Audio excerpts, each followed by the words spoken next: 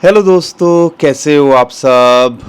नया हफ्ता शुरू हो चुका है लेकिन टेंशन वही की वही है भाई। बिटकॉइन $60,000 पे टिकेगा कि नहीं टिकेगा, क्योंकि अगर हिस्टोरिकली देखते हैं तो टेंशन हो जाती है, जो लगातार डेटा निकल के आ रहा है तो टेंशन हो जाती है। और यहाँ तक कि जो सेंट्रल बैंकर्स हैं या चाइना की जो टेक कंपनीज हैं वो अब एआई के बबल को लेके वार्निंग देने लगी हैं। और डॉट कॉम बबल जैसा अगर हाल हो गया, टेक कंपनीज यहाँ क्रैश होते देखने को मिली, तो इससे इम्पैक्ट पड़ेगा जो यूएसए की स्टॉक मार्केट, ग्लोबल मार्केट। और आपको पता ही है कहीं ना कहीं इन्फ्लुएंस है बिटकॉइन और क्रिप्टो करेंसी मार्केट इस ग्लोबल मार्केट से। जब भी यूएसए की मार्केट के अंदर हालात ख़राब होते हैं तो भाई बिटकॉइन और क्रिप्टो करेंसी भी ताश के पत्तों की तरह गिरना शुरू हो जाती है। अब हिस्टोरिकली डेटा को कंपेयर करें तो भी टेंशन हो जाती है, क्योंकि राइवर का अगर आप देखोगे एक डेटा निकल के आया है और अगर उसकी बात करते हैं तो यहाँ पर भाई यही समझ में आता है कि बिटकॉइन हिस्टोरिकली देखते हैं 2011, 2015, 2016, 17 की बात करते हैं, या अपना जब भी इसने बिटकॉइन ने बॉटम बनाया है 2022 की बात करते हैं, और या फिलहाल अभी बात करते हैं, तो भाई एवरेज जो आ रही है ना वो 80% के आसपास आ रही है कि भैया ऑल टाइम हाई से बिटकॉइन गिरता है ऑलमोस्ट 80%। लास्ट टाइम 77% के आसपास था। अगर उसको भी कंसीडर करते हैं तो फिर वही दिल की धड़कनें बढ़नी शुरू हो जाती है, क्या बिटकॉइन $50,000 पे तो नहीं आ जाएगा या उसके नीचे तो नहीं चला जाएगा। थोड़ा सा डिटेल में बात करेंगे और ओवरऑल क्या चल रहा है ग्लोबल मार्केट के अंदर, क्योंकि यहाँ पर ईरान अमेरिका को लेके फिर टेंशन बढ़ने लगी है। यहाँ पर बात करते हैं फेड इंटरेस्ट रेट को लेके फिर टेंशन होने लगी है, और बहुत कुछ चल रहा है। और मेरी कोशिश रहती है कि भाई जो भी न्यूज़ हो आपके सामने रखूं। और एक सवाल, क्या यहाँ पर बिटकॉइन एक इम्पॉर्टेंट सपोर्ट पे है 50 मंथ मूविंग एवरेज। और ये ध्यान रखिएगा भाई, ये मंथ की कैंडल ऑलमोस्ट 2 दिन के अंदर ख़त्म होने वाली है। क्या इसके नीचे क्लोज करता है? नहीं करता है। अगर इसके नीचे क्लोज करता है ये भी एक बड़ा रेड फ्लैग है। फिर हो सकता है हमें 2-4 महीने और परेशानी झेलनी पड़े और बिटकॉइन अगर $50,000 के नीचे आ जाए तो भी ये पॉसिबिलिटी है। लेकिन क्या यहाँ पे एक एंट्री बनती है, कहाँ दूसरी एंट्री बनती है, वो सब समझाने की कोशिश करूँगा। और जिस हिसाब से ऑल्ट कॉइन्स की हालत ख़राब हो रही है, अगर यहाँ पर बिटकॉइन $50,000 आया तो समझ लीजिएगा फिर वहाँ पे आपको एक एंट्री के मौके बड़े मिल सकते हैं। तो सब कुछ सिलसिलेवार तरीके से समझाने की कोशिश करता हूँ। बहुत कुछ रहता है मेरे एक वीडियोस के अंदर बताने समझाने को, डॉट कनेक्ट करने की कोशिश कर रहा हूँ। हालात जैसे हैं वो आपको बताने की कोशिश कर रहा हूँ। आप भी हमारा साथ दीजिए। चैनल पर पहली बार आए तो चैनल को सब्सक्राइब कर लीजिए। वीडियो को लाइक और शेयर किए बिना तो मत जाया करो, क्योंकि यार इन सब चीज़ों को करने के अंदर बहुत मेहनत लगती है, बहुत स्टडी करनी पड़ती है। और मेरी कोशिश रहती है कि जो भी अपडेट आए मैं आपको लगातार करने की कोशिश करूं। तो फॉलो कर लीजिए, चैनल को सब्सक्राइब कर लीजिए। शॉर्ट्स भी हमने बनानी शुरू कर दिया आपके कहने पे, तो उसका भी आप फ़ायदा उठा सकेंगे। लेकिन सिलसिलेवार तरीके से शुरू करते हैं कि भाई अभी बिटकॉइन के ऊपर डायरेक्ट इम्पैक्ट पड़ रहा है, तो क्यों पड़ रहा है, और यहाँ पर बिटकॉइन $60,000 पे एक प्रेशर फील क्यों कर रहा है। उसके लिए भाई डायरेक्ट हमारे जो घर के ही हैं बिटकॉइन के ETF वो ही हैं। हिस्टोरिकली अगर देखते हैं, जब से जो ETF यहाँ पर एग्जिस्टेंस में आए हैं बिटकॉइन के, भाई साहब सेकंड सबसे बुरा हफ्ता था। लगभग 30,000 बिटकॉइन ETF वालों ने बेचे, और पिछले 3 दिनों के अंदर जब वर्किंग डेज थे उसके अंदर उन्होंने 26,000 से ज़्यादा बिटकॉइन बेचे, और एक दिन में ही 11-12 हज़ार बिटकॉइन बेच दिए। और लगातार कोशिश करी गई कि भाई ये 50 जो मंथ मूविंग एवरेज है, ये जो सपोर्ट मिल रही है 58,000, 60 पे आता, फिर 58 पे ले आते, 60 पे आते, 3 बार ऐसा कर चुका है। तो ये जो सपोर्ट है ना, बार बार जितना इसको ठोकेंगे तो ये कमज़ोर भी होगी। तो ये आपको समझने की कोशिश करना है कि भाई ये सबसे बड़ा इनके सिर पे ताज जाता है कि हमारी ऐसी हालत करने का और बिटकॉइन को $60,000 पे लेके आने का। लेकिन कई बार जब ये माहौल बनाते हैं तो 60-65 हज़ार से 80,000 जैसे भगाया था इन्होंने, आपने देखा ही है। तो भाई इनका बहुत कुछ डिपेंड करता है कि ये करते हैं तो क्या करते हैं। तो इस पे इस हफ्ते क्लोजली वॉच करना है, क्या दोबारे से बाइंग पे आते हैं या फिर ये बोरे भर भर के सेलिंग करते हैं। अगर सेलिंग करेंगे तो समझ लीजिए ये जो सपोर्ट अभी फ़िलहाल 50 मंथ मूविंग एवरेज की दिख रही है, भाई अगर ये लूज़ करेगी तो हम गए 12 के भाव से, ये समझ लेना हालत ख़राब होते देखने को मिल सकती है। मैं ऐसा क्यों बोल रहा हूँ, ETF को अगर छोड़ देते हैं तो यहाँ समझने की कोशिश करनी है, एक इम्पॉर्टेंट सपोर्ट है। और हिस्टोरिकली 1 मई को हमने ये डाटा शेयर कर दिया था कि भाई ऐसे हालात होते हैं, मई जून जुलाई अगस्त में बिटकॉइन और क्रिप्टो करेंसी गिरती है। लेकिन यहाँ पर आपको समझने की कोशिश करनी है, हिस्टोरिकली अगर चार्ट को देखते हो 50 मंथ मूविंग एवरेज और 200 week moving average, 200 week moving average को तो ये सपोर्ट को लूज़ कर चुका है जो $62,000 के आसपास आती है, और वीकली कैंडल उसके ऊपर जो है उसके नीचे क्लोज कर चुकी है। तो वो तो एक कहीं ना कहीं बेयरिश सिग्नल है ही। लेकिन एक इंपॉर्टेंट लाइन को जो देख रहे हैं, ये जो ग्रीन लाइन है जो कि आती है 50 मंथ मूविंग एवरेज, भाई इसके ऊपर होवर कर रहा है। आप देखो 3 बार यहाँ हिट किया लेकिन बाउंस बैक कर गया, जो कि 58,800 या $59,000 पे आती है समझ लो। अगर यहाँ ये इसके नीचे मंथली कैंडल क्लोज करती है तो समझ लीजिएगा ये भी एक बेयरिश सिग्नल है। और अगर ETF यहाँ पर सेलिंग बनाए रखते हैं तो समझ लीजिए ये प्रेशर बनता देखने को मिल सकता है। हिस्टोरिकली सिर्फ एक बार ही हुआ है 2022 में, जब बिटकॉइन ने बॉटम बनाया था तो उसको इस सपोर्ट को लूज़ किया था और फिर कई महीने तक हमने इसके नीचे इसको देखा। अदरवाइज़ ये इसके नीचे तो जाता है लेकिन जल्दी बाउंस बैक कर जाता है। क्लोजिंग सिर्फ एक बार ही हुई थी, वो 2022 में हुई थी।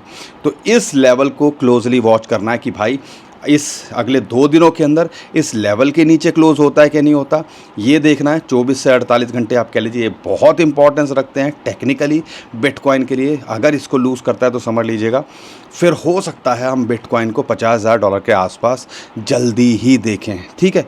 इसके अलावा अगर हिस्टोरिकली डाटा को देखते हैं क्या निकल के आता है, एक और डाटा निकल के आया, मुझे लगा आपके साथ शेयर कर दूं। वो निकल के आया है राइवर कह रहा हूँ, कई लोग कुछ भी बोल देते हैं, ठीक है। रिवर का जो डाटा निकल के आया है वो समझिएगा।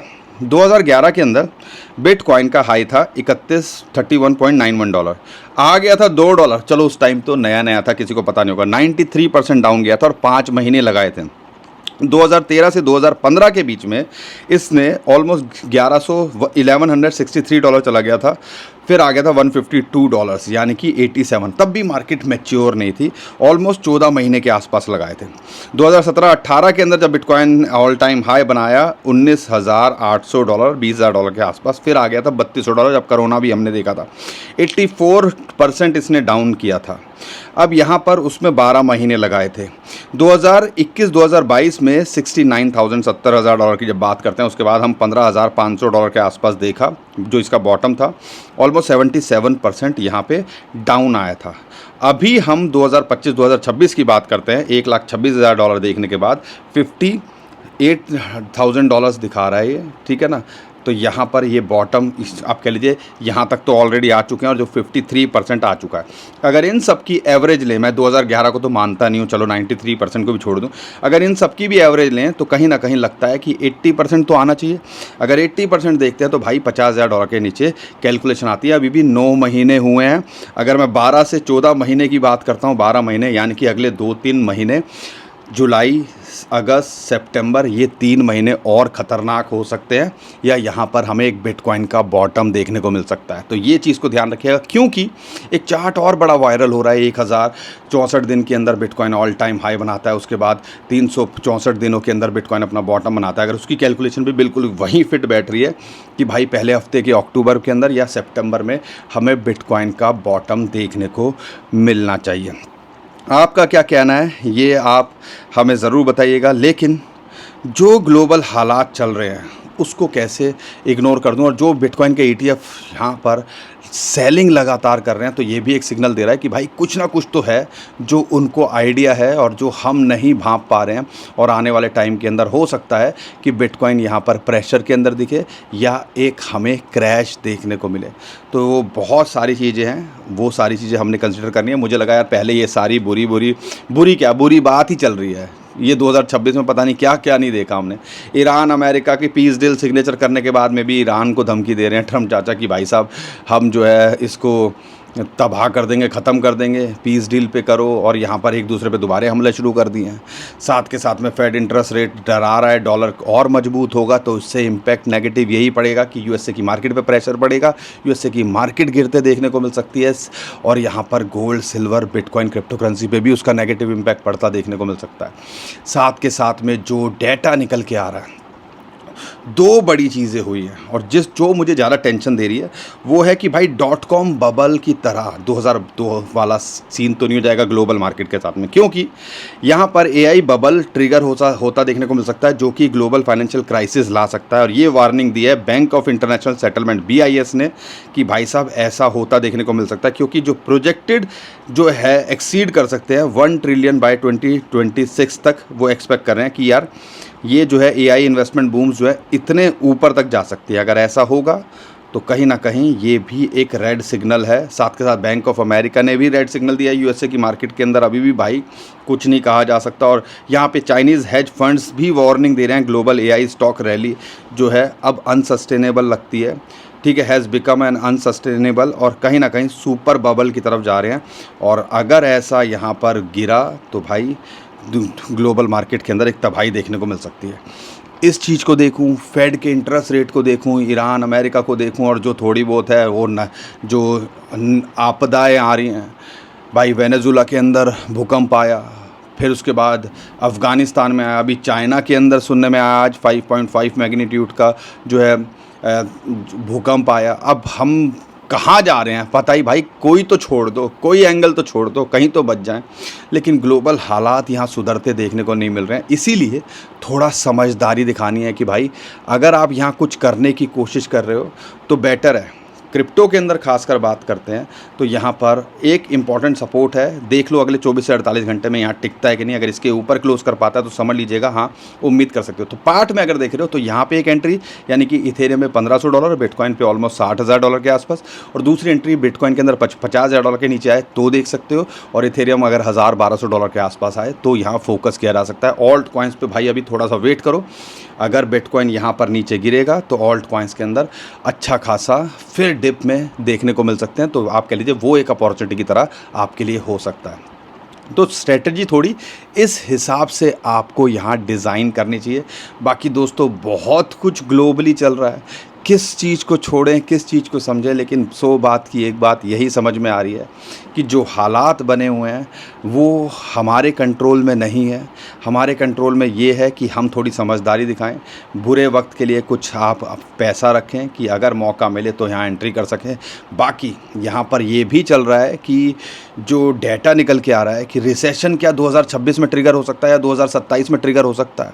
जो डेटा अभी निकल के आ रहा है, जो रिपोर्ट्स निकल के आ रही हैं, जो जानकार का मानना है कि भाई साहब 16-17% है अभी भी चांसेस कि 2026 में रिसेशन ट्रिगर होता देखने को मिले, और 2027 के अंदर 41% प्रोबेबिलिटी है या पॉसिबिलिटी है कि भाई ये जो है ये रिसेशन आता देखने को मिले। और रिसेशन आता है तो भाई समझ लीजिए फिर तो बैंकिंग सिस्टम में दिक्कत होती है, जॉब्स लोगों की जाते देखने को मिलती हैं, और बहुत कुछ होता देखने को मिलता है।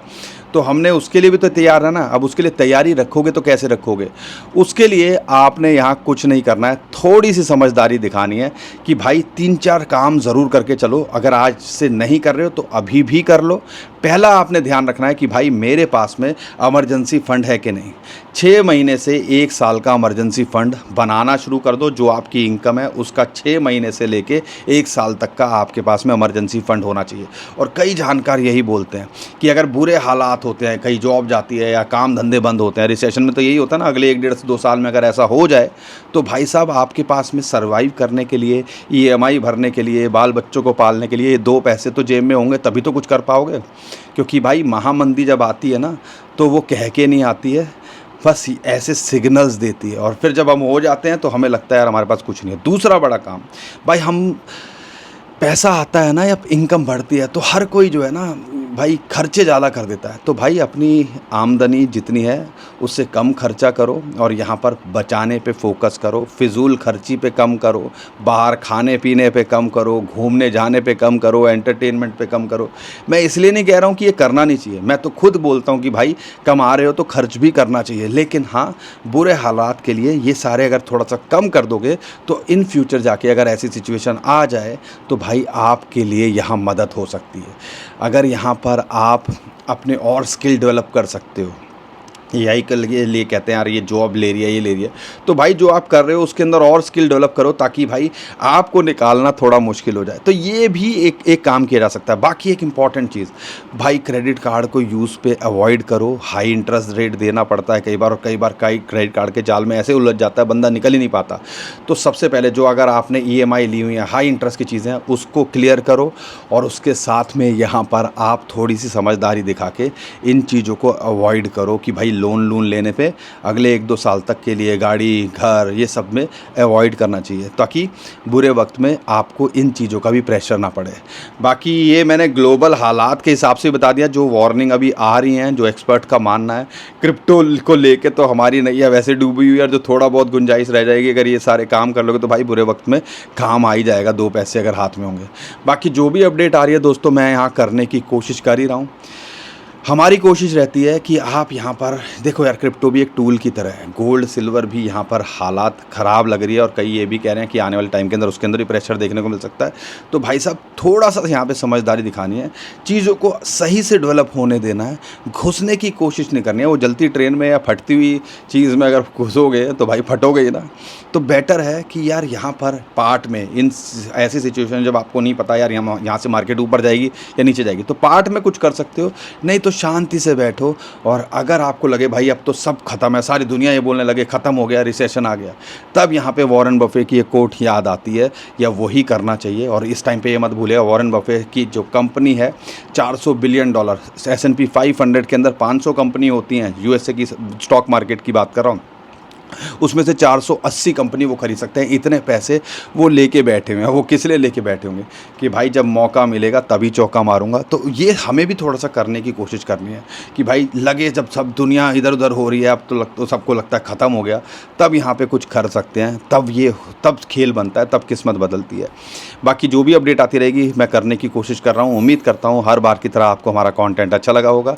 वीडियो पसंद आई है तो वीडियो को लाइक करिएगा, चैनल को सब्सक्राइब कीजिएगा, ट्विटर टेलीग्राम को हमारे फॉलो कर लीजिएगा, नीचे डिस्क्रिप्शन में उसका भी लिंक दे दिया है।